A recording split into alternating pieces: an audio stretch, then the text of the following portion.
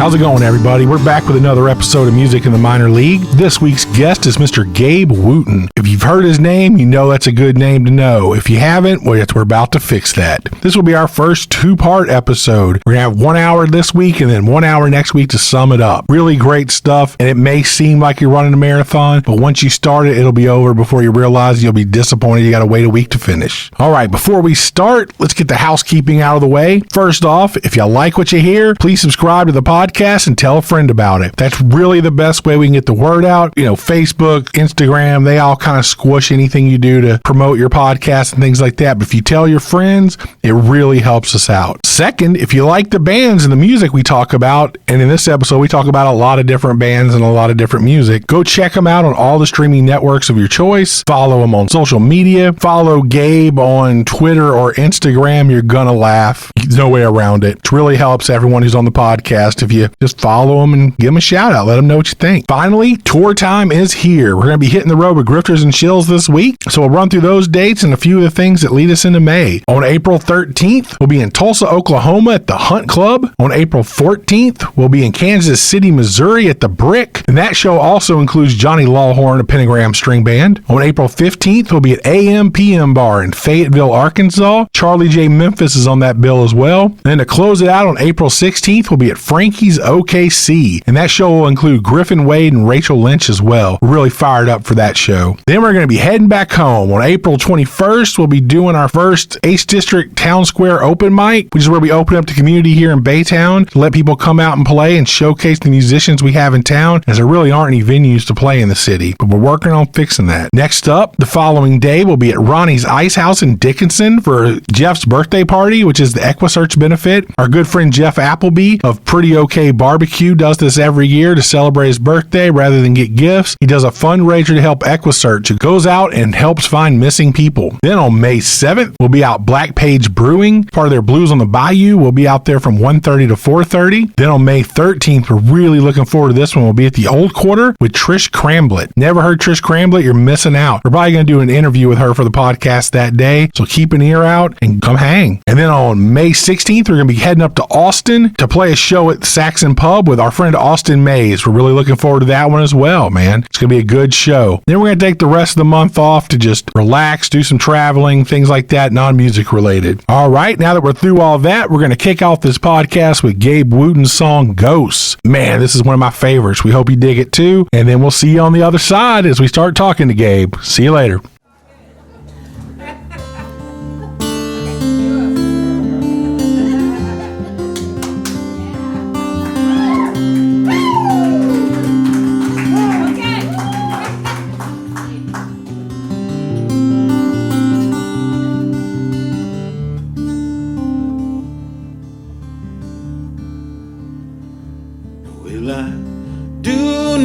Trade in things I don't believe, but one too many times they believed in me, and I do not speak to the ghosts that haunt this house. I tiptoe past your memory, quiet as a mouse, and the walls grow tired of the same old songs. And the wind around the window sings along.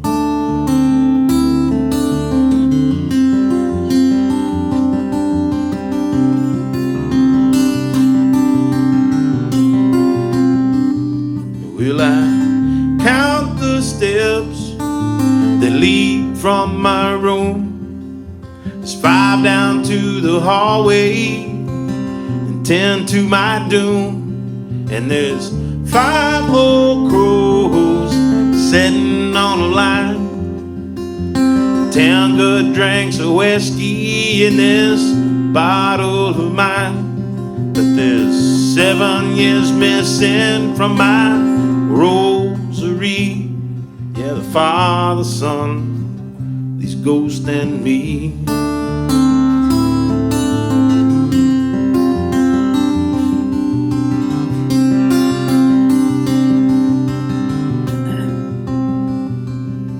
This old house settles as the lights begin to fade, and the setting sun draws shadows across plans that I made. And out there in the distance, oh, where the land turns black, well, there's a turning of the field, and there's no turning back. If I wake in the morning, well, I'll turn this thing around. And if I don't, they can lay me in the ground.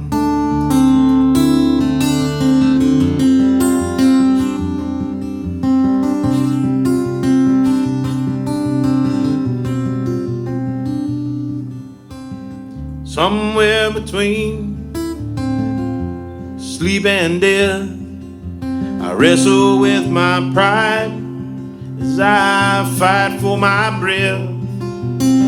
I call out for God as I slip the reaper's grasp, and I know this night will not be my last. And all the angels, they weep for this lowly son of man, but I'll rise up in the morning.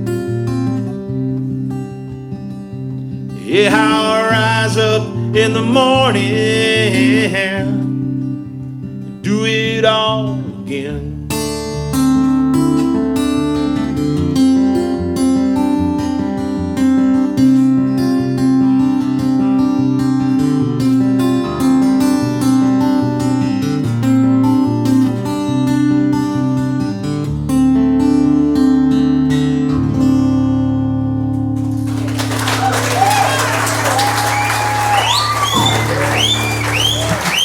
Thank you, guys.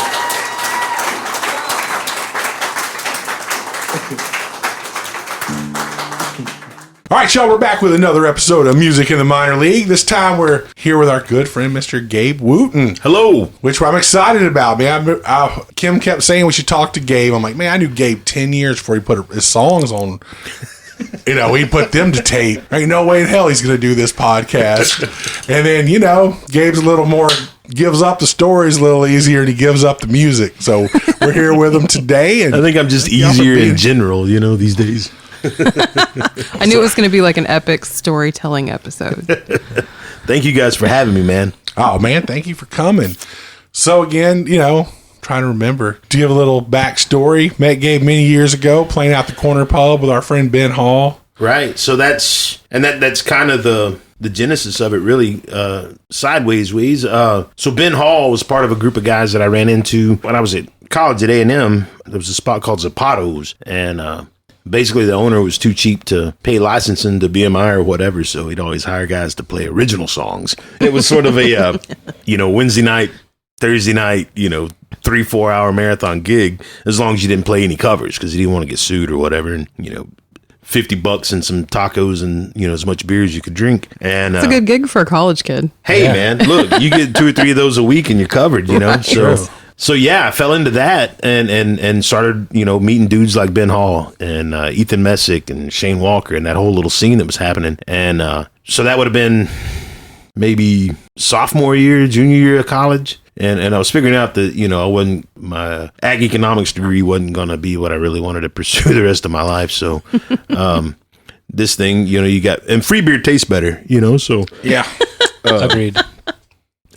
I got in with those guys in short order. And, even for being, kind of, young songwriters, they were just naturally really, really good at it. And, it came kind of natural to them. And so when I started running with them and playing songs, it became a thing of like, well, we got to do this again next week. And you got guys like Ben and Ethan Messick in particular, who are just, the songs just fall out of them. And every week they'd have new songs, not just new, but new good songs. Yeah. And you're like, well, shit, I better have something, I guess, too, And so it really kind of pushed us. And, it started out just kind of something to do. And then, when you're trying to hang on and get better at it just because you don't want to be embarrassed, every Wednesday or Thursday or whatever it was. And then, that thing kind of turns into some other place hears about you and wants you to come play over there too. And you're like, well, shit, I think that's a gig, I guess. And, maybe I can line 3 or 4 of these up and do it, So that's how I started doing it, I guess, pseudo professionally. Like in college. Right. See, that's funny, man, because like my intro was really, I mean, I went from playing in like heavy bands, like punk bands and stuff like that to, you know, like, oh, I got this acoustic. It's too hard at your late 20s to get a bunch of dudes together for a band. All at the same time, yeah. And, you know, I just happened to be the same age as when a lot of the punk rock guys also started being like, I'm getting older. It's too hard to keep a band together. I can't hear anything. The songs are no different. I'm just Right. gonna play them at like, you know, halftime and just actually sing the words where people can hear them. Right. And, you know, so then it grew. Then I went out there and did the Front Porch Society thing. And then, yeah, like you have Ben Hall, Matt Harlan, Jimmy Pizzatola. Right. And there were days where, like, I remember one day we were doing on the back deck of the Duck. And, you know, Jimmy comes out. I was like, dude, I was, you know, taking a dump basically. And this song came to me, man. Right. And he sits down and he plays like a fully, like, almost done song. Right. That he wrote sitting in the stall in the bathroom. And that's how, and so, yeah. Like I've never been more prolific as a songwriter than that summer where it was like, I can't show up next week with like No, the that's same right. three That's, songs. you know, positive peer pressure or whatever, man. But that's exactly what it was. And, you know, Pizzatola and Harlan for sure, dude, are just, what you realize looking back on it, you know, too, is that's how those scenes pop up organically and kind of just, you know, naturally is the best way, because there's no bullshit. It's, you know, and it's, you know, everybody's kind of on the same level, so they're not like, there's not a lot of, I mean, there's ego plenty, right? But it's the healthy kind of ego, I guess. Oh yeah. Where, you know, you know what you've got, you know it's of a quality and you're proud of it, but also everybody's pal, so you can be like, that's the fucking worst song I've heard in my life, dude. Like, you know, did you say toaster strudel in there? And you're like, wow, I couldn't find it to fit. Like, don't ever use toaster strudel in a song, man. Whatever. You know, like you kind of cut each other's nuts a little bit. Yeah, but it's good, man. It kept the quality up. Absolutely, you know. And it was brutally honest. You know what I mean? Like, you couldn't slide shit on people because you were around people who actually listened and paid attention, right?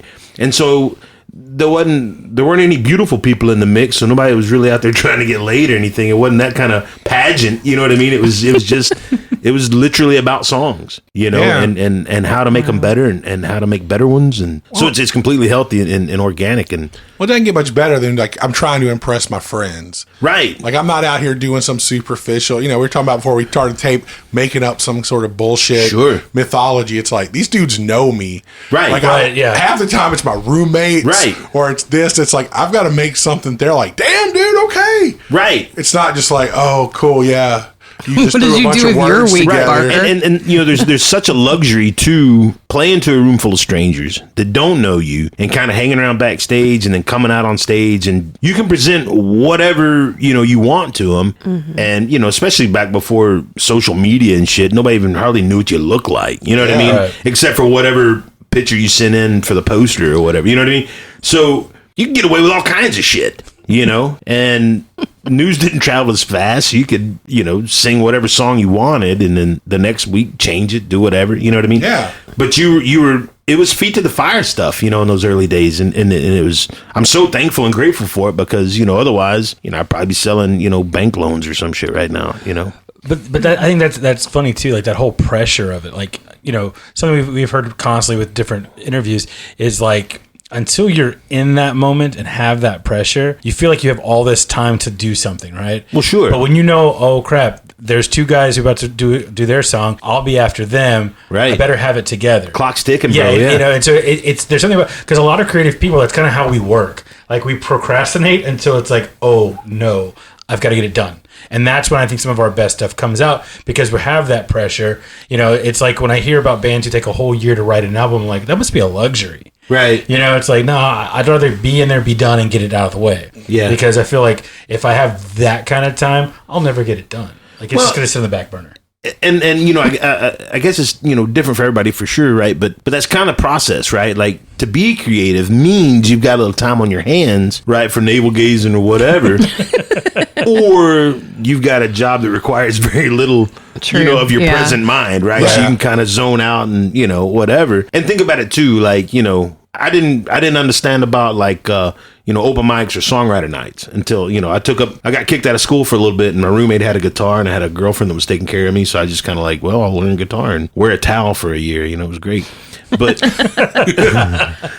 but. I'm like, well, what is this thing? I'm like, oh, this is, is this a band? Like, oh, no, this is like, songwriter night. So everybody here gets to play 3 songs or whatever. And you're like, and they all played 3 different songs. And they're like, oh, yeah. Like, well, how does that work, So you start, kind of with that in mind, we'll start writing songs or whatever, right? Right. So if you think about when you start writing or whatever to the first time you publicly perform or whatever, right? You've got a lot of time. And then once you start, well, then that interval between creation and display just gets shortened every time, right? Oh, yeah.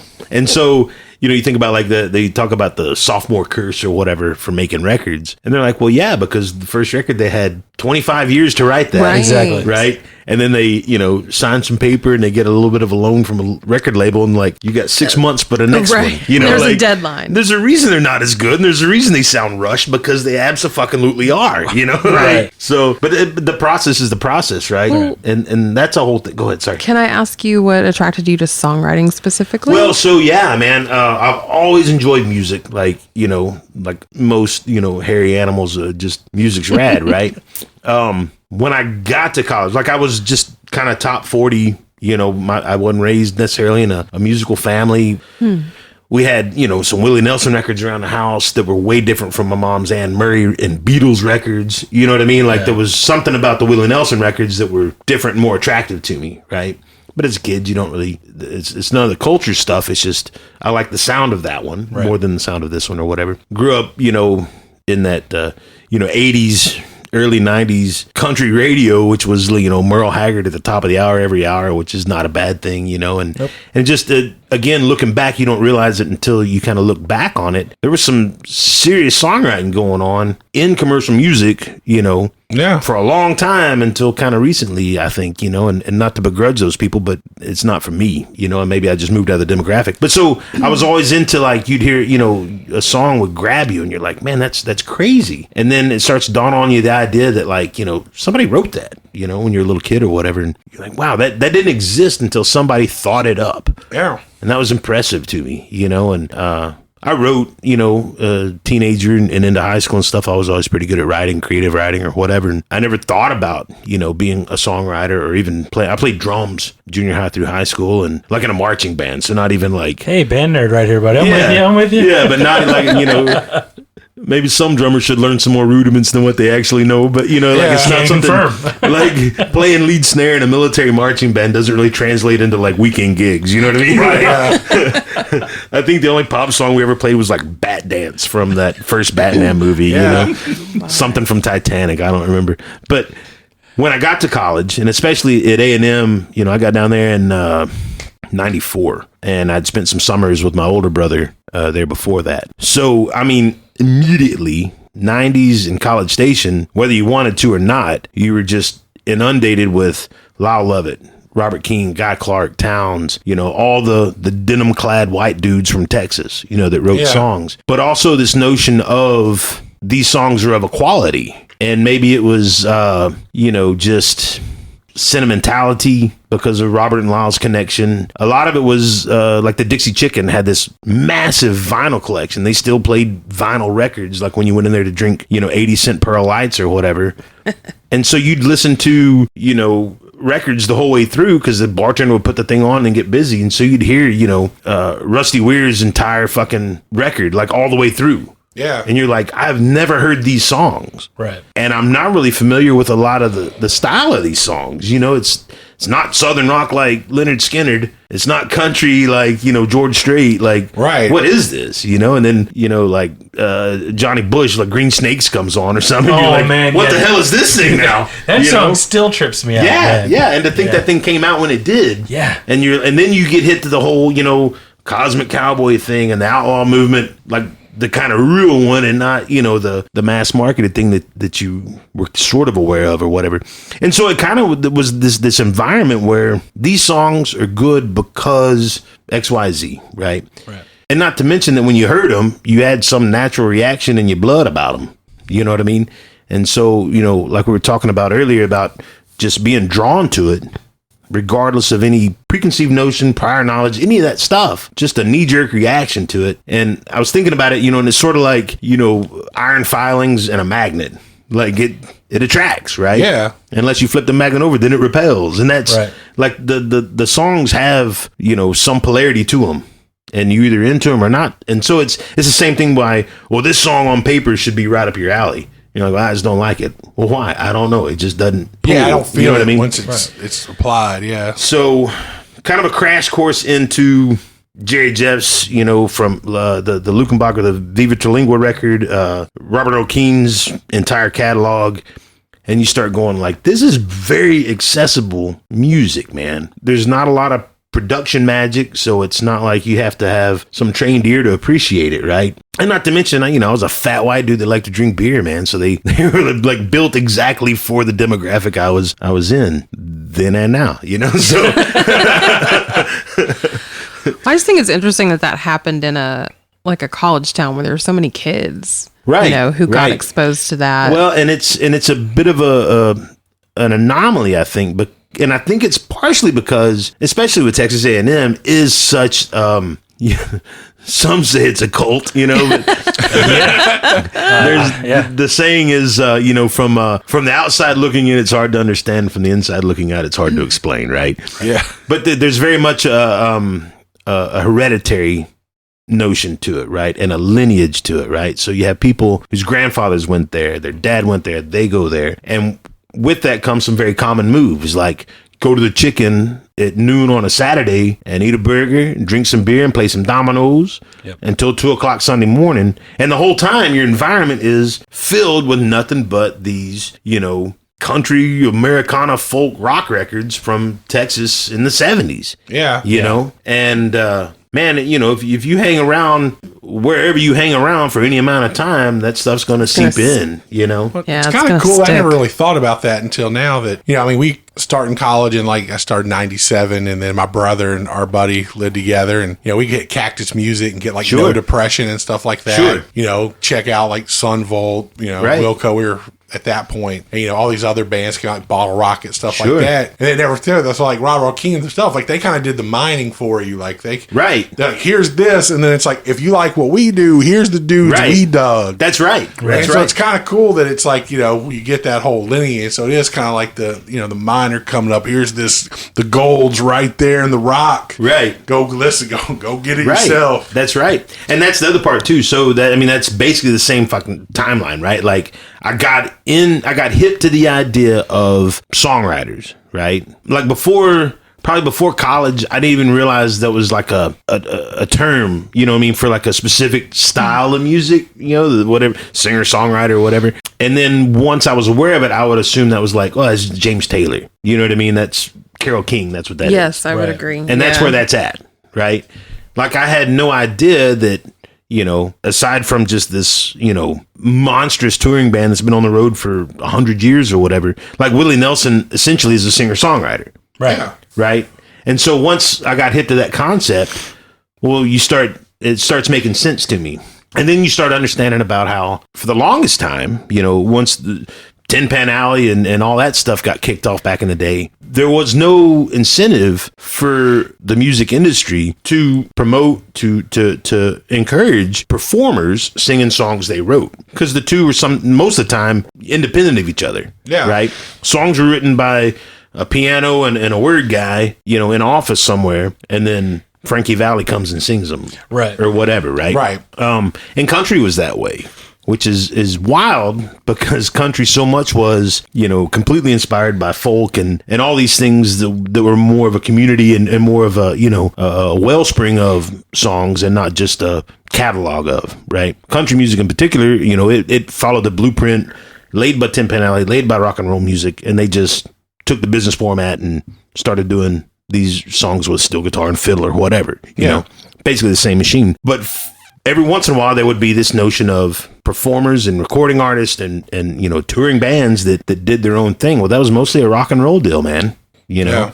And so at some point that bleed over happens. And then, like I said, the whole outlaw movement or whatever they call it in the 70s in Austin or whatever kind of cleared enough brush and gave it a place to live. That not only did it live, but it set up shop and, had progeny and this whole, line of things. So once I got hit to the idea that singer-songwriters weren't just, Carole King with the piano or whatever, kind of running through a songbook, well, you start looking around and, get hip to the people I got hip with. And then, like you said, like No Depression, dude, once I found that thing on the shelf and you're like, holy crap, they keep talking about the same people in these interviews. You keep hearing the same names come up, and Bob Dylan was like, I thought Bob Dylan lived in a cedar closet at my great aunt's house. You know what I mean? Like that was that weird shit from the 60s, like whatever. And then you realize just exactly how much you don't know. Right. And start getting hip to some other stuff. So yeah, No Depression turned me onto the whole, whatever, the alt country, whatever. And that was about the same time that the Texas stuff was kicking off. And you're like, these are sort of like, different versions of the same kind of crop, but one's got a little better taste in fruit than the other one. Some of them do a little better in the sunshine than they do in the shade. You know what I mean? So it's, you start seeing these parallels and then it's like, well, man, there's plenty of room in here for me to wallow around and do whatever it is that I do, so. Well, I think for me, it was like really comfortable because, coming out, like, again, playing loud punk bands and stuff, playing where, friends would rent warehouses in downtown Houston. You're playing these dive bars. And then the same deal, part of the reason I got into a lot of the singer-songwriter stuff was Cactus gave you free beer and they didn't card. Right. And we would be able to go get some free St. Arnold Amber at 19 years old in college. Just got to think up a 3-minute song, baby. Yeah. I'd be hanging out with my brother who was of age and they'd just be like, oh, if they're together and that one's 5 inches taller, he's obviously older than him. Yeah. And so we would do that. I mean, we weren't there on purpose, but it's like, oh, hey, today Charlie Robinson's playing. Right. Today Bruce Robinson's playing. Right. Robert O'Keen's playing here. It was all these people just rolling through. Billy Joe Shaver's setting up to play a set. Right. And you're like, dude, who was that? And then where are they playing? Like Billy Joe Shaver, like Shaver's playing Dan Electro's. Wow. Robert O'Keen's playing a big venue, but Charlie Robinson's playing this like satellite lounge. Right. And so it's like, dude, these are the dive bars I already hang out at. Right. So these are like the same dudes. It's just quieter and you can actually understand what they're saying. Right. But it's the same shit I'm doing, man. Right. So you had that instant connection of just like, these dudes are just pouring it out. Sure. And sometimes they're funny, sometimes they're sad, It's like this is cool shit. So it was a good, easy transition. Yeah. That, really started out by these were the places that would allow me to drink before I was 21. And this is the soundtrack of that good time I was having. Keep hitting a common theme there, right? and not to celebrate that, like kids, right, exactly. We do not endorse wait till you hit your uncle's fishing camp to start drinking underage, but it's that. And what we're really talking about, I think, is the idea of a scene. Right, is the idea of via songs and original songs in this instance, a group of people come together and learn off each other and learn what to do and what not to do, and a new way to do stuff and all that stuff that comes with just throwing everything in the pot and cooking it. You know what I mean? So and it's venues, it's a population to play them to. It's a population of people that play the songs, right? And it's press that talks about it, right? Because otherwise, we'd all sit in our little vacuums and be wholly unaware, except for whatever gets piped in the strongest FM signal in that day, and then whatever's on your phone for 24 seconds or whatever now, Well, that's kind of the reason we started doing this, was just because, like, if no one's going to talk to these bands, like, I fucking love these bands. Yeah. I love these performers. Like, I want people to know about them and, Let's talk about it. Because everyone's shut down. We have the Houston Press in like a shadow of what it once was. It's just an online site. And, we appreciate the Chronicle recognizing our last record, but also, it's down to like this little half-size piece of paper in the middle of the paper. So, the music stuff, it's just not, you can only have one dude who's out covering stuff, or I guess two with Andrew Dansbury, but, Joey Garrett, that's it. Well, so and just three like dudes running music press in the entirety of the city. And in not a to city of 4 million anyone. people. Yeah.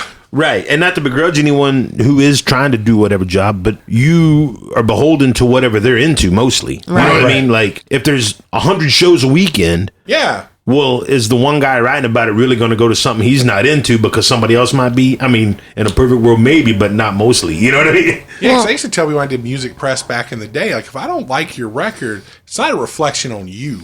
Right. I said, I never went out, when I was a little kid, but, this Rolling Stone said this record's great, so I should check it out. Yeah. Half the time I was like, this record sucks. Well, and that's, And vice versa. It's always been about a little bit about marketing. Then I think Yeah, a it lot of also times it comes got to down be to- a lot more about marketing, and less about critique. You know what I mean? Yeah, but you start reading, like, the reviews I agree with were all written by, like, this dude named Dave. There you go. So, like, when Dave writes a review, I'm going to actually pay attention There you to go. his, and There you everyone go. else doesn't matter. That's right. And I just That's tell right. people about me, like, man, I didn't like it. I said, but you got to realize, dude, your job as a listener is to find the reviewers that like what you like. Yes. Chances are you're going to like whatever else they like if your track record kind of Right. matches up. If I don't like anything you like, chances are the next thing I do like, you're probably not going to like. Right. And likewise, that takes us back to what I was talking about, how you get into, you kind of stumble upon the lineage of, whatever the style of music that I get into is.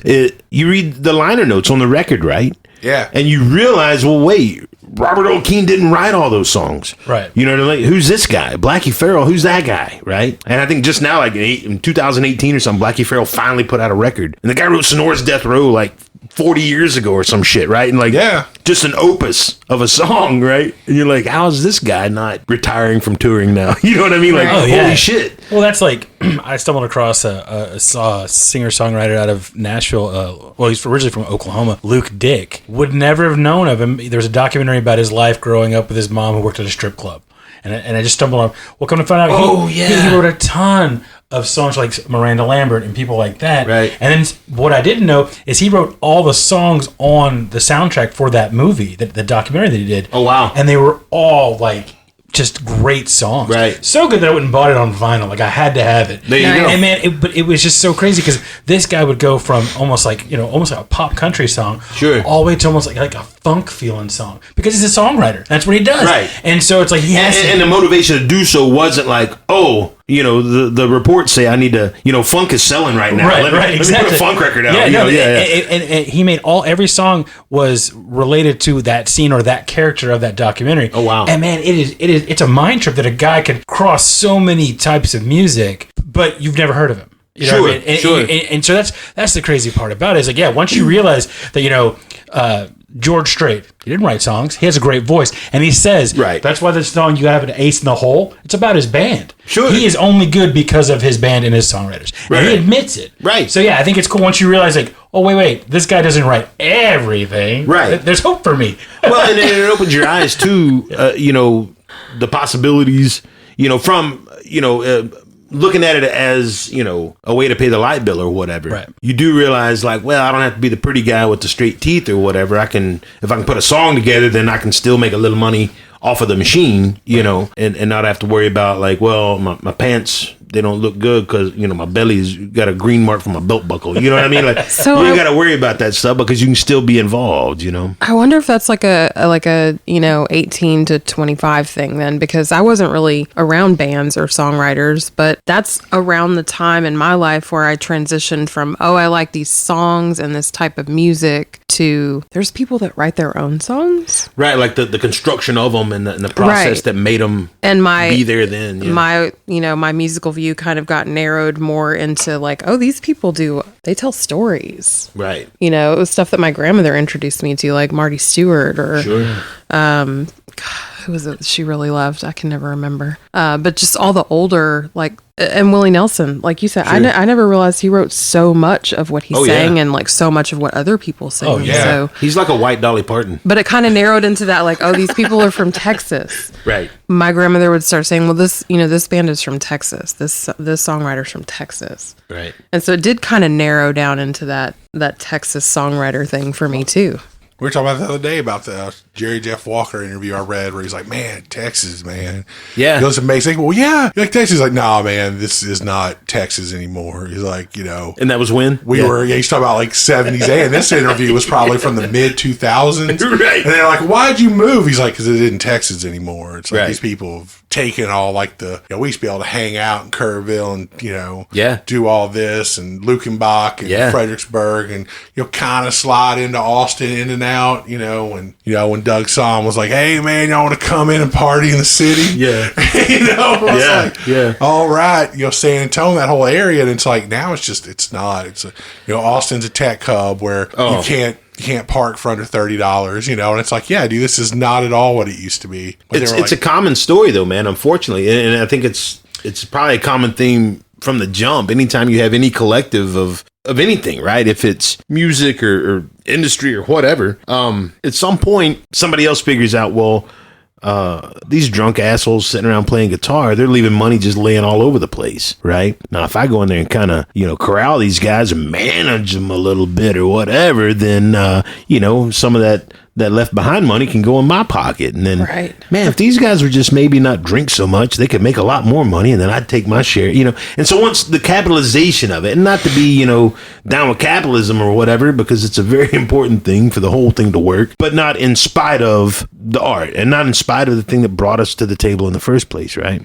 It's a story that gets told time and time again, especially even with the venues. Even the funkiest of towns do there was get a cool, gentrified. Washington used to be great. You had Mary Jane's, Walters, Satellite Lounge, right. Rockefellers, the Abyss was down there and all this. And then, people are like, dude, this is great. We should move and live right there. But there's so many drunks. And oh God, now it's noisy and there's music till 2 a.m. and people are walking around. It's terrible. We're going to call the cops. So I was like, but you moved here because of this. This was here when you got here, yeah. That's like all the condos that are townhomes, whatever, they're built right on the train tracks off Washington, and they petitioned because of the train horns. They can no longer sound a train horn. No, man, they're doing that even in like Bryan. Yeah, which is it's like what? Yeah. Okay, but then the same thing. Think about Austin. Austin music, but also known for barbecue. Oh, bitching about the smoke. And they had an ordinance that they restricted. You couldn't have a barbecue joint that polluted with smoke. And it's like, but you can go down to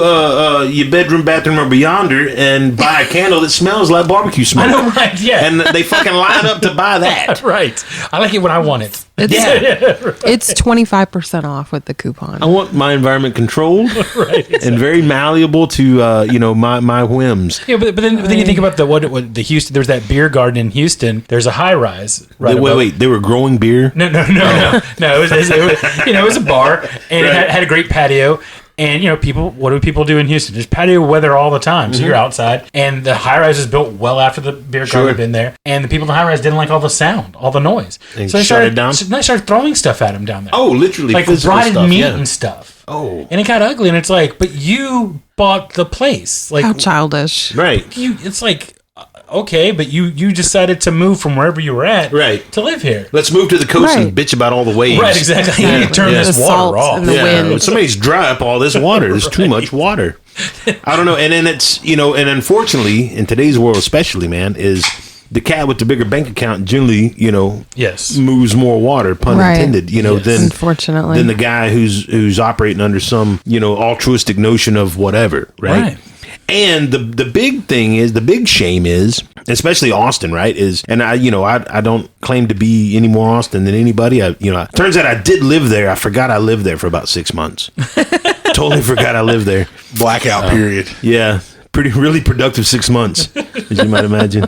But here's the thing, like you're saying, dude. Here's an environment, right? Whatever was going on in Austin, cheap rent and plenty of cheap beer and good cheap barbecue or whatever, and there was some magnet drawing all these iron filings of wackadoo musicians and poets and painters and artists and this bohemia thing going on that was fantastic. And then that attracted the cats who, for whatever reason, they were attracted to that but didn't want to live next to it. Right. You know? And so the environment that creates the scene that attracts the people who don't like the environment that creates the scene smothers the scene, and it's got to go elsewhere. Right. But by this time, the city has printed up all these pamphlets proclaiming to be the live music capital of the world.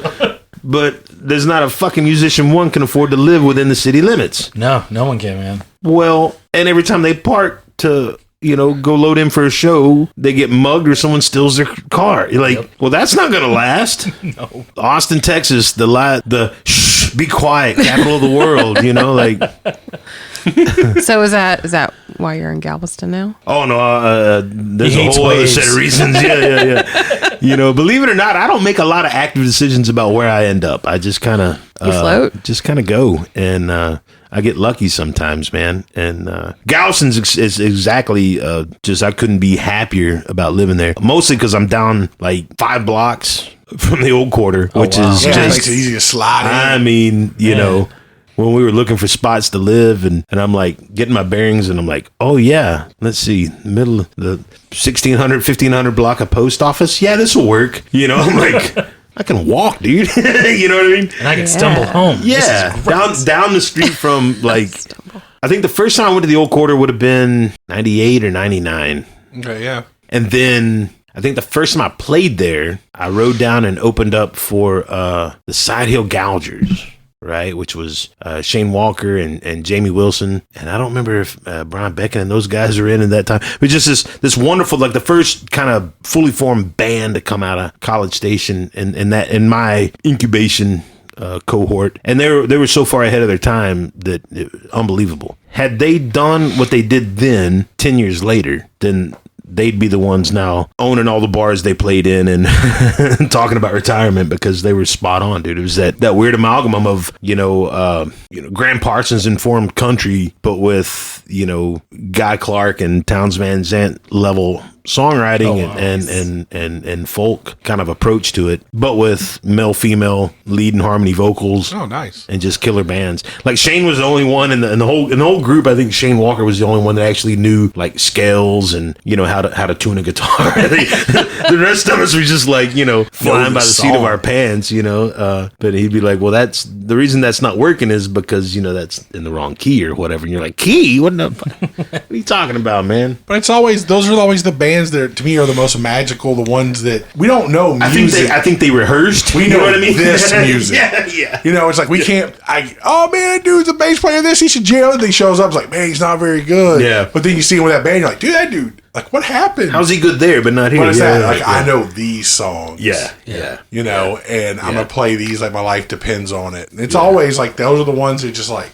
Have you ever played with somebody that's like into fiddle competitions, like bluegrass and stuff? No, I've never played with anybody. We have a friend, Justin from Gallows Bound, that was like, one of those head cutter banjo players that's in like the folk punk band, but he's also like the I'm going to the annual Appalachian banjo picking tournament. Defend my and title, being like the last day picker, and you're like, dude. Right.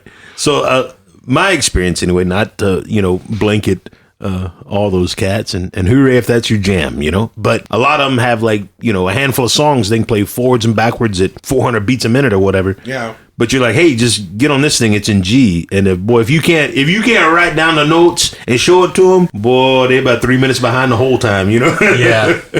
It's usually So it's the just ones different who heads, Yeah, it's usually the ones who did classical, like actually violin playing, and do fiddle as well. They're like, okay, cool, you want this? Yeah. I understand, but yeah. And they shit their pants when you're like, there's this kind of F looking thing that comes in on the third bar. You'll see it, and they're like, what is that even? That's I don't even think that's. They want everything to be very squared. Oh, okay. Then we should do a turn. You didn't here. resolve that, and Exactly. I've lost sleep about it for the last month. Yeah. Like resolve. I resolved to make a better song. Like, I had to go have a cigarette, man. That's why I just quit playing all of a sudden. That was kind of the good thing about our incestuous, like front porch society thing. Where, Absolutely. like, Ben and all them, because everybody was like, hey man, I got this gig coming up. I need to flesh it out. And if I have a band, I get paid $500. So like, who does this? I mean, Otherwise, it's $17 in a sandwich. right. Yeah. Randy Hill went from like, I could play a snare with some brushes to eventually like a full out kit, drummer. yeah. And I was like, yo, dude, I own a bass. Yeah. All right, dude, cool. Then you're the bass player. And it's like, dude, I got a mandolin. Like, all right, cool. Then we're like putting up, like, we got a band. And it's like, or, even if it's $100 a person. Right. All right, dude, suddenly we're like. He's our 17-piece band. We're like Parliament. We're like the country version of Parliament getting up there. I'm the lead backup dancer. Yeah. Right. Just here we go. And it's I'm like, the dude skanking on the box. yo, man, he ain't real good at guitar. So we're going to put him about 20% lower than everybody else.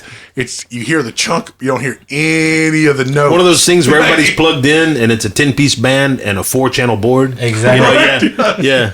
Just a bunch of cables laying in the back unplugged. Yeah. But it was funny. It made us all way better because it was like, okay, I play guitar in this band. I play lap steel in this band. I play bass in this band. I mean, I remember sitting out the back learning to play lap steel, just like, whatever, dude. That's it, dude. Well, and again, we're back to where we started, right? Like it's that boiler pot, it's that scene, man. It's just that environment, man. Like, if you leave some bread out with a little bit of moisture, some mold's gonna grow, man. Like it's that, right? So, and this thing, man, what you guys are doing here is absolutely important, and it's absolutely necessary and called for. No, absolutely, man. And it's the fact that people listen, right? So that we were talking about the thing, mid-May, and it was kind of jumping off on the Tuesdays. And you're like, even if that's not your bag, there's something going down, right? And nothing draws a crowd like a crowd. Right.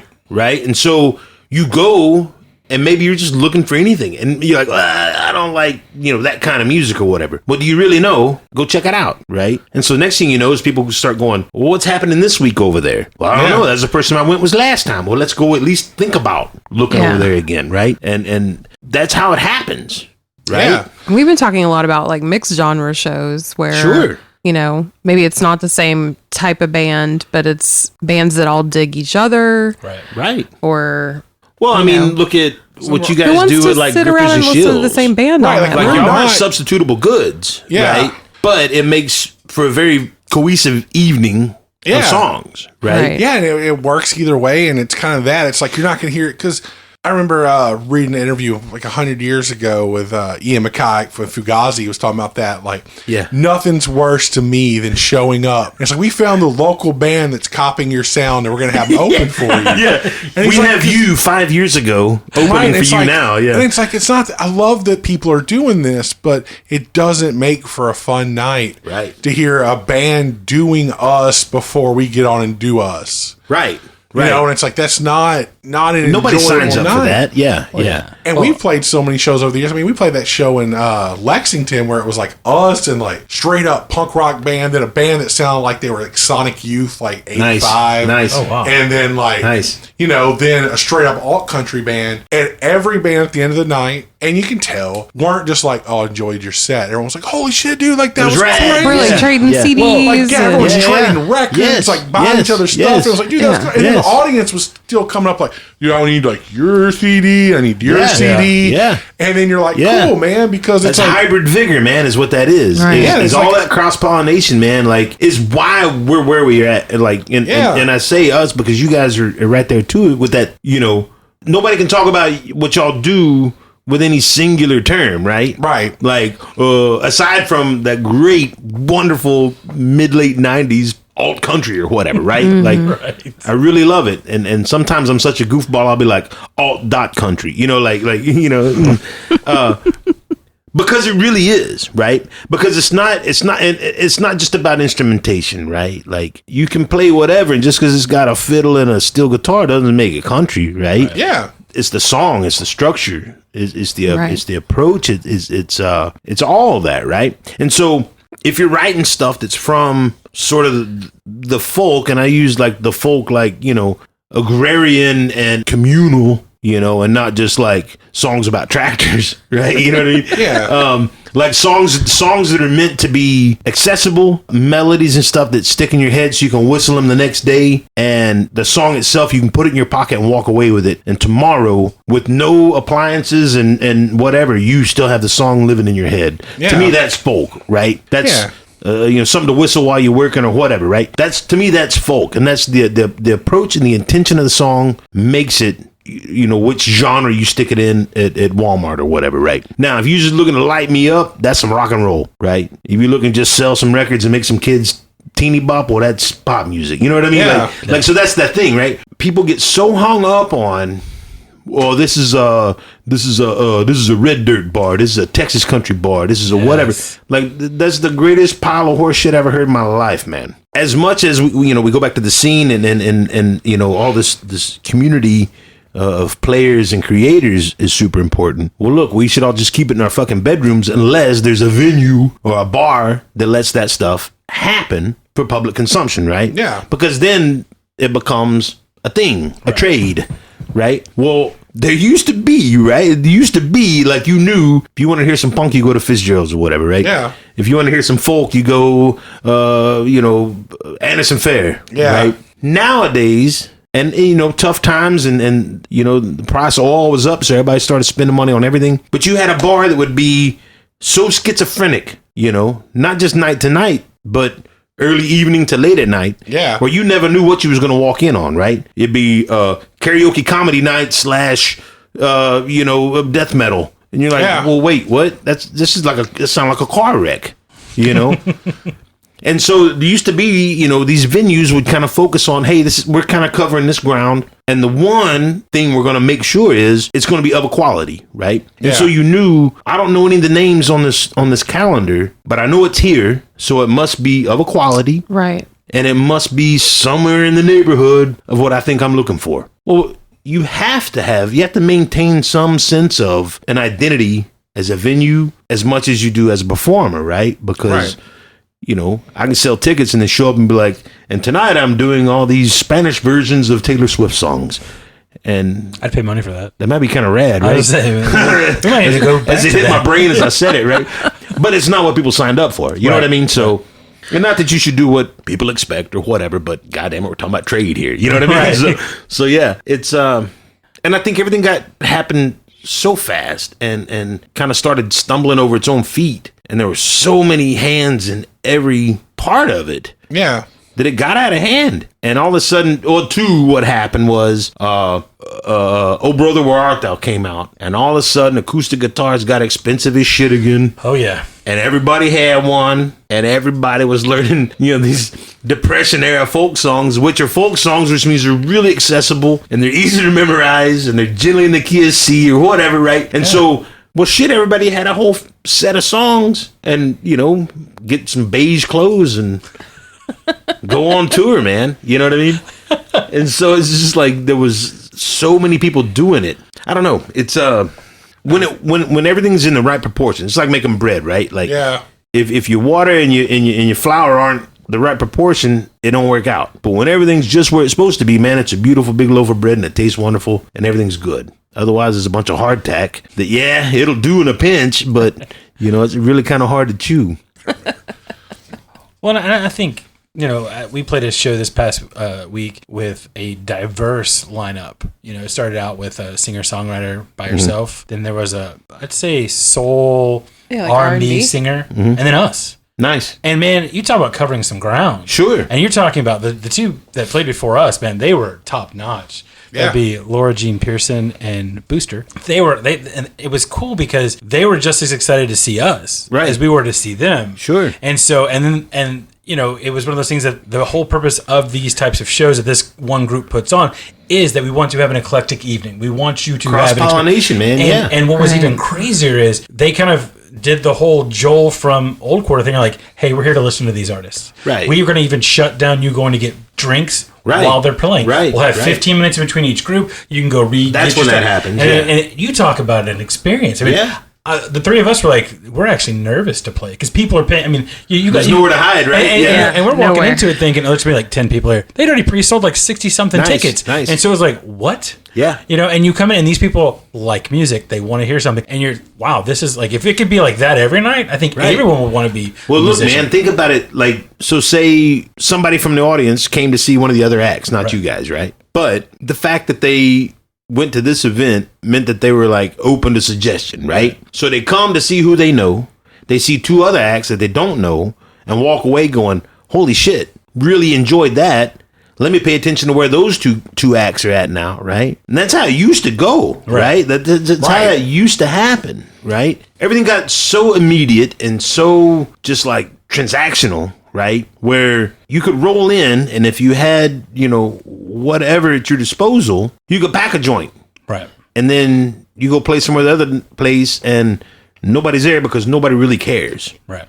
They were there that one night for that one reason, right? That's no good for anybody, right? The venues, they can't make business decisions based on a fallacy, right? Right. There's no sense in inflating whatever it is you're doing if it's really not moving tickets or whatever. from the business side of it, right? Like everybody's free to make whatever art they feel like they want to make. No doubt, 1,000%. But if we can talk about it as about it's Friday, Saturday night, who's playing XYZ club? Right. Is these guys? Oh, look, and it's selling out. We better go now because boy, the rush is on. And then you get there and realize, oh, they just come from a large family and these are all their cousins. Right. And they really could give two shits about what it sounds like, or you know what I mean, what the meat and potatoes of it is. Well, I think prior to it seems like everything now is pre-pandemic, post-pandemic. Oh, the weirdness, yeah. Pre-pandemic, the average music listener, myself included, we got complacent. We got jaded. We could go and do what we wanted to do. Like music was,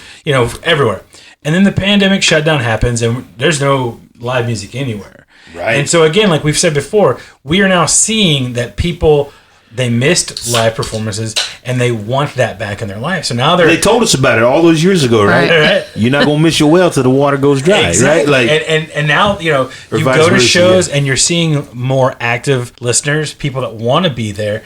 You still have those people who just go to shows because they're supposed to be seen there. Sure. That's not just a Houston thing, although we like to think it is just a Houston thing. It's around the world. Yeah, that's the other pandemic. Yeah, but at least we're seeing that people are now, for the vast majority, are appreciating what they have, and so we're getting a quality listener, and so the whole symbiosis of performer and listener is coming back to where it should be. It's no longer one side; it's more 50-50 split. And so, there's always stories about like the excess of the '80s, right? Gas was cheap, cocaine was cheap, everybody was partying. Like, let me get that new Vidal Sassoon shirt or whatever, all that shit. And everybody driving them weird cars with like the Venetian blinds in the back window, like all that craziness. Dudes getting into golf, like nobody likes golf. What is that?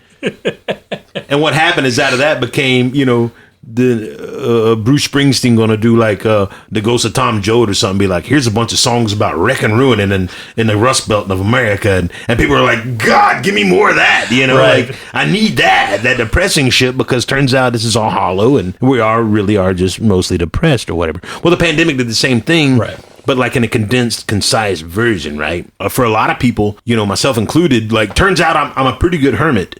Right. I didn't think I was, but turns out I'm way too comfortable of a chair in my living room, and I get in it and I'll stay there for hours, right? But at the same time, I need to be around people, I got jokes that my family don't think are appropriate, but the guys at the bar do, you know what I mean? Like they love them. So you need that stuff, man, to keep your own head from going off tilt. And I think everybody figured that out. And I think people got really, really kind of spooked that, oh shit, I took all this for granted. Right. And so you see the emergence of like the Tuesday night thing we were talking about that kind of happened quick, right? And with just a little bit of a push. And I think it's wonderful. And even if it's not your deal, even if it's not, something that you're really, psyched about, you have to be excited and smile a little bit when you see people who really don't know each other too well come together and put a thing together weekly, and it's growing and it's absolutely wonderful. And it's that thing about the rising tide lifting all ships, man. Because like we said, man, and what did we do last week? Well, we went to that one thing. Is that happening again? Well, maybe not, but there's this other thing happening over there. This new place we didn't even know about. Right. Yeah. It's amazing. And it does. It gets people just hanging around. We're all creatures of habit. Sure. So it's like the same stuff I do, It's like, oh, I went to this place and it was cool. And then so I'll go like 4 shows in a row at the venue because it's like, this is a cool place. Right. You know how ants do it, man? Like ants have like scout ants, right? Just these mad maniac little ants that run around. And they're like, oh shit, I found a potato chip, right? Well, he'll run back and tell his people, like, yo, come check it out. There's a Dorito over here. And they all come moving that way. And ants, like as they move along, ants leave little pheromones. Yeah. Right? And there's other ants that just kind of sit there and wait until they're like, they smell something, whatever, they take off. Well, they'll follow that trail, right? And they'll follow it to the Dorito and they eat that. And then they're like, well, he went this way. Let's see what he found over here. You know what I mean? So there's these little scout ants that do stuff and leave they scent. And then other ants come along behind it, right? That's the way the whole thing works, right? Like you're talking about earlier about people writing reviews on music and shows or whatever. Yeah. Well, you can't take them all at face value, right? Right. That may not be your ant. You know what I mean? Right. But when you find your ant, you kind of follow it and go like, well, I like the other 2 things he talked about. I bet he's got another good Dorito over here. Let me go find that, We were talking about that actually, that like in these mixed genre kind of shows, we keep seeing the same people. In the audience or on stage? In the audience. Like we'll audience, see yeah. people that, we saw you at that other mixed genre show where there were some interesting, like Fucking cool people that we Pathfinders, man. met. That's Yeah. cool. Yeah. So you start seeing the same faces in the crowd and running into the same people. Yeah. And that's how you make a scene, right? That's exactly it, man. That's exactly you it, do it. man. That's exactly it. All right, y'all, man. Thanks for listening to this episode of Music in the Minor League. We'll see you next week at the same podcast time and the same podcast channel or whatever it is. If you like what you heard, always go follow the podcast, follow Gabe, follow all the bands we talked about. Just, it's the best way to help everybody out if you feel so inclined. If you really dug it, that's the best way you can support. Now we're going to leave you with a song from Gabe, one of our favorites. It also is our bumper music. It's called Sam Corona's Last Big Hit. This is how we get you to go to Spotify and give Gabe a listen. There's a great story to this song. If you go on and look up his Live at the Old Quarter Volume 1 session, the story's there. It's waiting on you, and it's going to have you rolling. So go give that a listen, and we'll see you next week with part 2 of Gabe Wootton.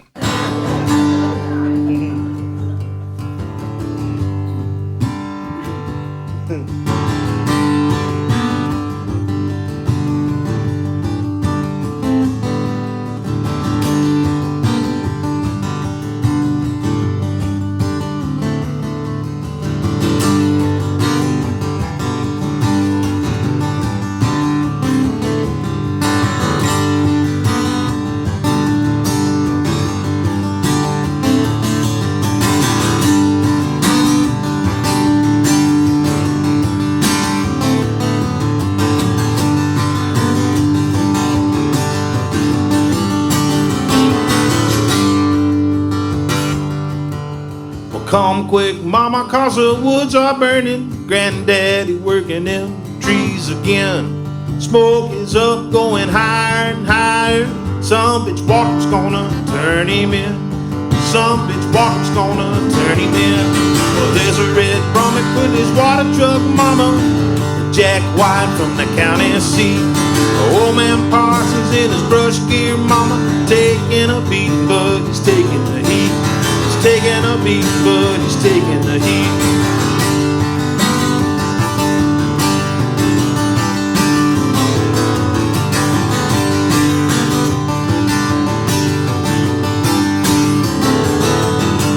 City burned up to the graveyard, mama. Tombstones burned black with soot. Said it lit up a pine stump, mama. Burned straight down its old taproot. Burn straight down its old taproot. But lay the people down in their boxes, mama. Lay them down as souls to keep. I hope that fire wasn't too hot, mama. They're hot enough to raise them from their sleep. They're hot enough to raise them from their sleep.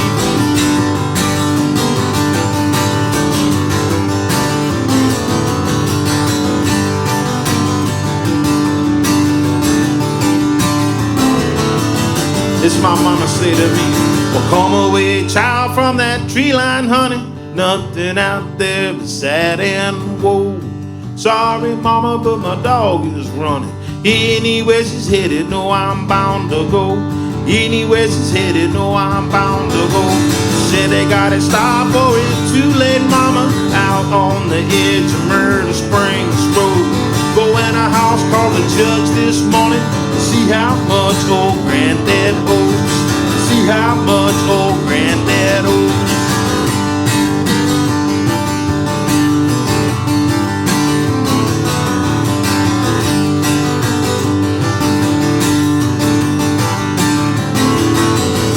So come quick, mama, cause the woods are burning. Granddaddy working them trees again. Smoke is up, going higher and higher. Some bitch walker's gonna turn him in. That son of bitch walker's gonna turn him in. That son of bitch walker's gonna turn